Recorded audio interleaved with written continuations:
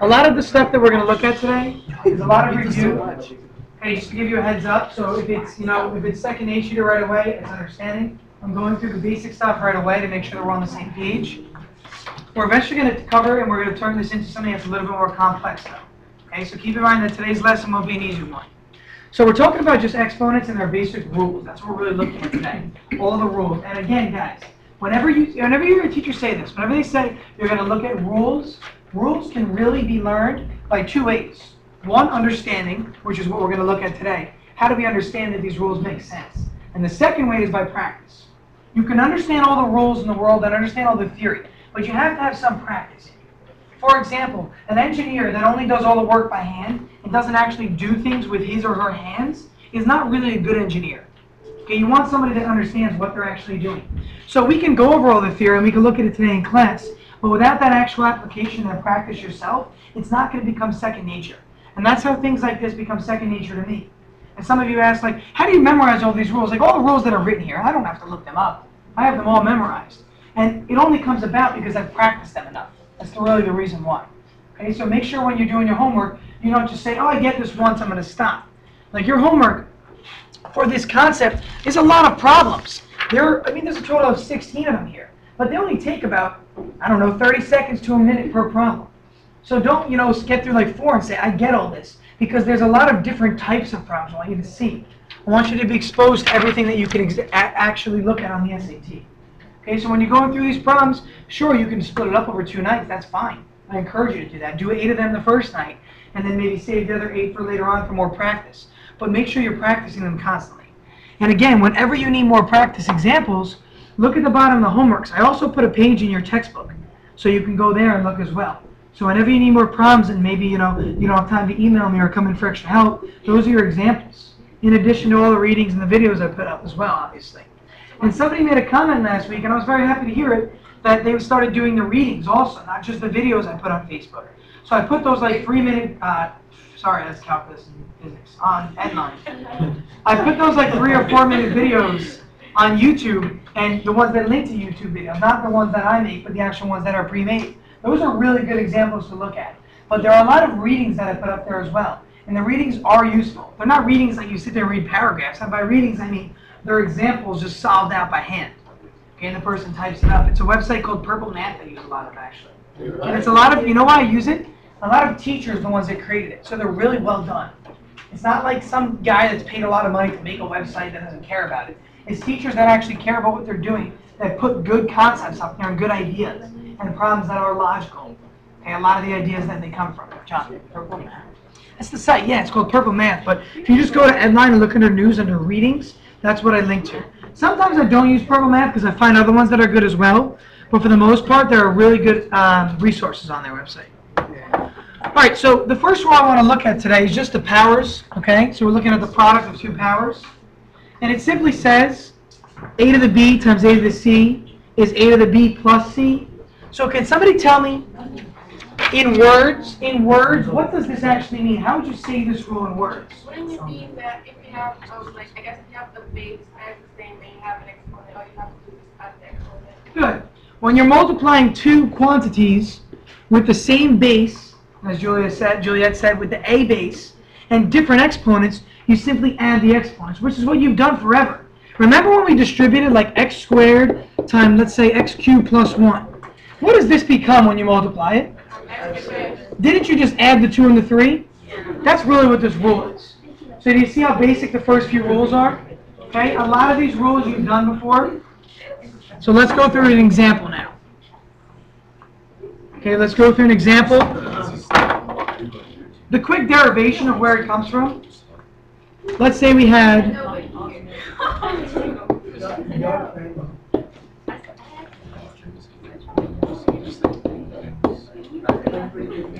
let's say this is our example to start. Notice in the middle, you see the dot in the middle, guys? Time symbol? Aren't there really time symbols in everything out here? So the x and the y's are multiplying, those are multiplying each other. So here, what I'm really associated or concerned about is the fact that I have 2 things with x's in them, with the same base. So what should I do to their exponents? Add them, okay? And the way you can think about this And a lot of people think about it this way. X, X, Y, Y, Y times X, X, X, X, X, X, X, Y, Y, Y, Y, Y. That's really what's going on here. You have 2 X's and then 7 X's, or X to the 9th. And then you have 3 Y's and 5 Y's, which is Y to the 8th. Okay, so that's my final answer for that kind of a problem. Again, very basic, I understand that, but just to give you a starting point.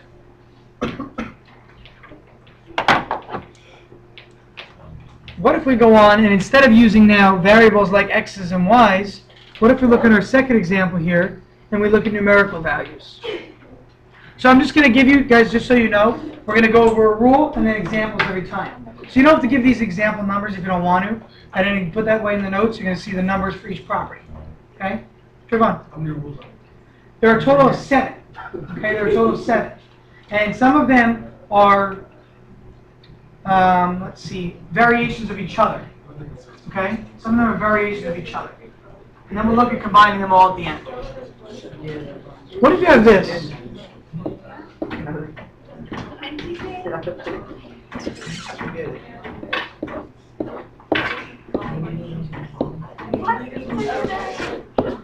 What are you blowing kisses over there? He's going up to you, Mr. Howard. I don't know what's going on. Be careful, Mr. Howard. Jason is, Hey, listen, I can't even do it. Look, he's coming out of the closet. You look like I'm just here. Shut up. you look like the logo from Crybabies. All right, how about this one? How about this one? Trayvon.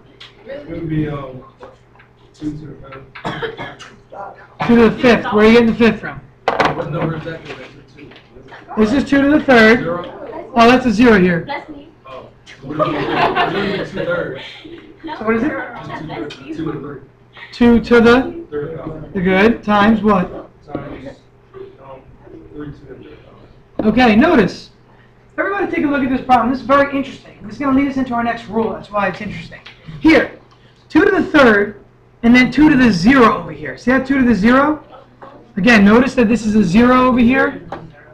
Okay, there's a 0.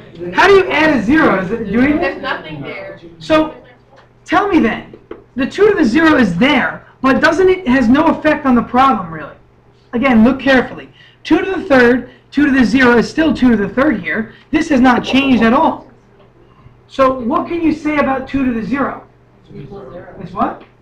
It's 1. Be careful with the 0 there. Because if 2 to the 0 is 0, Claudia, this whole thing would be 0, right? Because 0 times anything is 0. Remember, if this were a 0, it'd be 0 times this, times this, times this. The whole thing would be 0. 2 to the 0 is really just 1. This is really a 1. That's all it is. And that's what our second rule turns out to be. But the easy way to look at our second rule is by this rule here. By seeing that 2 to the 3rd times 2 to the 0 is still 2 to the 3rd. So it had no effect on the problem. The only thing that can have no effect on a multiplication problem is 1. Again, the only thing that has no effect on a multiplication problem is the number 1. Because of the multiplicative identity. That comes from the idea of any number times 1 is itself. That's what the multiplicative identity is. That's what you learn in like 3rd grade, okay, when they talked about multiplication and adding. Just like the additive identity is any number plus 0 is the same number. Like 5 plus 0 is still 5. This is the multiplicative identity over here, which is where this comes from. A to the 0 is 1. Okay? So this kind of a problem. How would I just simplify this further now? What would I do? What's 2 to the 3rd? oh yeah, What's the actual value? 8, right? 2 times 2 times 2 is 8. What's 3 to the 3rd? 27. Okay, so I've got 8 times 27. What do I get when I have 8 times 27 here? 55. What do you got? 876. 216. 8 times 7 is 56. 8 times 2 is 160. 216. Very good. Okay, very good. Who said? Again, we're just simplifying, so I understand that we add the exponents, but then let's make sure if they're numbers, we actually go on to evaluate them. Okay, we actually, what do you think the common mistake here is? Well, they put everything together. Like Yeah, they try to put all the stuff together at first, okay? And that doesn't always work. It only works, it would work in this case because the exponents are the same, actually. But it does not always work there. Okay, so 216 is our number. So the second property is the zero exponent property, which is what we just proved. Okay, that's the idea that any number to the zero is really just 1. Okay, let me show you another way to think about this. And this is a way that no teachers ever showed me this. And I was very intrigued when I saw it somewhere. Okay, I was thinking about this, I don't know, maybe a year and a half ago. And I was trying to figure out a simple way to express this. And here's a very easy way. I think Mr. Smith showed me this one. So let's say we've got 10 to the third, and then 10 to the second, and then 10 to the first. This is just a quick proof of, or an example of where this comes from. What's 10 to the first? What is the value? 10. Be careful, 10 to the first, not to the 0. 10 to the first is just 10. What's 10 to the second, guys? What's 10 to the third? So, take a look, please. The number of zeros, there are 3 zeros there, aren't there? Isn't there a 3 here? Okay, 2 zeros, what's here? 1 0, there's a 1. So if I do 10 to the 0 now, how many zeros are there going to be? There are no zeros. So what's left behind? Just a 1, which is where any number to the 0 is simply 1. Okay, another way of thinking about it, if you want to remember. If you want to remember the rule, think about powers of 10. Think about powers of 10 and go down the line. And you'll clearly see that it turns out to be just 1. So at any point in time in a problem, if you have anything to the 0 power, automatically replace it with 1. Okay, if it's 5 to the 0, if it's 5, a to the third, b to the second, z to the negative ninth, all of the 0 is just 1.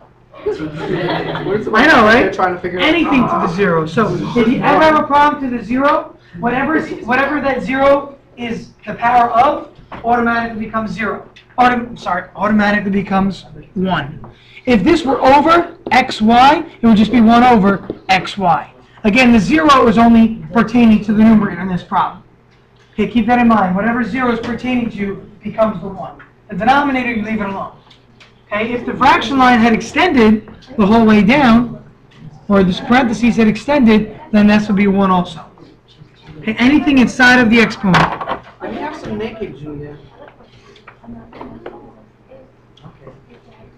Let's use the word juice after that, because that sounds kind of weird. I know, I intended it to. That's why I thought so. All right, power to a power here. Power to a power. There's a very simple derivation of this. I'm going to show you it. But simply speaking, just from looking at the rule, I want somebody to verbally explain what this means. Looking at the rule here, what can you say about when you raise a power to a power? What should you do to those powers? Trayvon? Yeah, multiply it. Multiply them. Very good. So if it was like x to the second to the third, you multiply the 3 and the 2. I'm about to elaborate. You're going to elaborate. Is that what you're going to elaborate to? Sorry. Can you show me maybe this one then? What if we had this, Trayvon? What's one way of showing what the answer would be for this kind of a problem? Well, what's the answer, first of all? The answer is x to the 12. That is correct. How can you show this mathematically? That's x to the 12. Who might know how to show this one? Where did the proof come from for this? Vanessa? Victoria? Exactly. X squared 6 times. It's like x squared, x squared, x squared, x squared, x squared, x squared. Isn't that what 6 times means? And what do you do to the exponents in that rule? You only add them together? So add these together. In this rule, this was the back to the first rule now. You just add them together. You got x to the 12. It's the same thing as just multiplying the 2 times the 6, yielding x to the 12. Okay, no different in either way. No different either way. Yes? So we're doing our work, and do we have to put all of those x's, or can we just use the answer? No, you just give the answer. Again, guys, go from here to here, please. Don't show all the work there. There's no need to. Good question. No need to show that work. What about something like this? A numerical example now. Numerical example, let's say 2 to the third to the second. What does that become? 2 over 6. Good. 2 to the 6th. Now, 2 to the 6th, though. What is 2 to the 6th numerically? 12.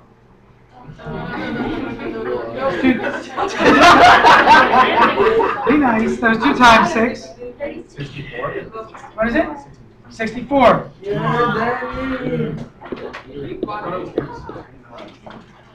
Alright, so, next, hold on to it, guys. Next question. For this kind of a problem, we did the 2 to the 6th here to get 64. But what's 2 to the 3rd, everybody? 2 to the 3rd. And then what's 8 squared? Okay? So when it's a numerical example like this, you could do PEMDAS and do what's inside first. 2 to the 3rd is 8, and then 8 squared is 64 also. Okay, that's another way of thinking about this problem. But when it gets to variables, it doesn't work that way. When it gets to variables, you got to know the rule, because you can only multiply the 2 and the 6 to get the 12. Okay, or you break it down like that. But this way only works for numerical values. Let's go to rule 4. That's why I wasn't joking, these rules are very quick. So many of it. There are a lot of them. Number 4, power of a product. Guys, if it's a product, that's what. Product is multiplication, yes. So if A and B are multiplying on the inside there, and they're raised to the C power, what does this rule tell me I'm going to do here? Inverse. We went inverse. Just looking at things like breaking it down. Okay, but there's another word. What's the word? It's like a distributive, even though it's not distributive, though. I understand what you're saying, absolutely. Let's focus, people. Too much chatter, come on. So this kind of a problem here. It's like you're distributing the C. But please, there's no need to call it that because it's really not a distributive method. But if you want to think about it that way, it's fine. Distributive method is when you have two things being added always, and you distribute to each term. Okay, but this is like you're distributing here, even though you're not. Are we clear on that? Okay, please don't call it that just because of the fact that you're not doing that. So again, here you're just pertaining each of these powers to each of the factors inside. So if we have, let's do a simple proof of this. 4 times 2 to the 3rd. I can do this two ways. I can distribute the 3, or see, I just said not to use that word too. I can raise each of these values to the 3rd, or I can use PEMDAS and multiply them to the 3rd. Okay? So I can do it this way. So I could say 4 cubed times 2 cubed. Okay, so again, I could just simply associate the 3 to both of the factors, which would give me 4 to the 3rd, which is 64, times 8. Okay, 64 times 8. 512, be careful, very close. 512 there. That's one way to do it. Another way to do it is to multiply first. What do you get here? 8 to the 3rd. And 8 to the 3rd is 512. Okay, 8 to the 3rd is 8 times 8 times 8. 8 times 8 is 64. 64 times 8 gives you 512. So for this problem, clearly it doesn't matter which way you do it. Okay, numerically speaking. Now, what about variably? Let's take a look at variables now.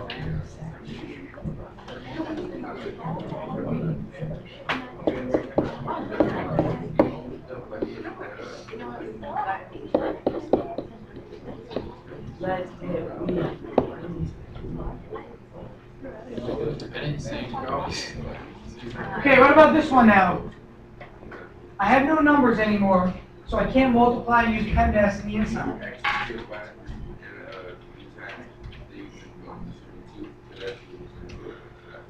So we're going to move our exponents around here. Okay, let's start by doing that here.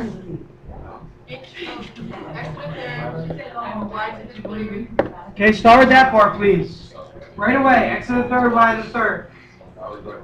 Now, on the right-hand side, remember now you're really raising a power to a power. That's what you're doing here. So what is this 2 times this 2? X to the 4th. And what's 4 times 2? Okay, so we just used power to a power rule as well. Come on, Jay, focus. We used power to a power rule as well there. But now we're going to use the first rule, because now we got to associate our y's. So combine our like terms in a sense. X to the 3rd, y, x to the 4th. Okay, x7. y3, y8, y11. And there's our final answer. So a lot of these problems on the SAT are not just one rule. It's not 2 of the rules, but it's a lot of the rules combined. There we use 3 different rules in one problem. Your homework assignments are going to be combining all the rules. That's our goal is, okay? Again, for We're combining all the rules together. I'm going to stop there. Wait, actually, what time is the period over at? Right now? Is it 47? Yeah, we have 2 minutes. Because here's what I want to do. Okay, I'm just going to simply give you only a few of the problems.